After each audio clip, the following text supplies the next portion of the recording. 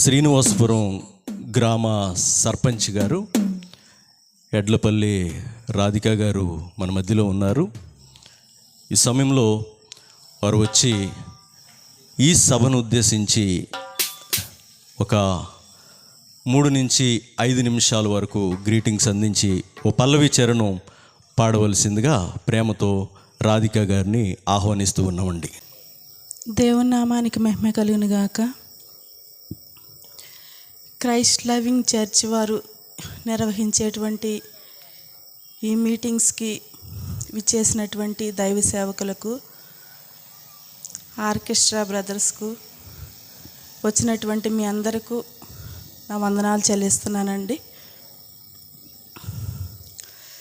మరి ఈ మీటింగ్స్ ద్వారాగా మనం బలపడి, మన ఆత్మలో బలపడి, మన కుటుంబాలు రక్షింపబడి అందరము అంతటా మారు మనసు పొందాలని దేవుని వాక్యం సెలవిస్తుంది.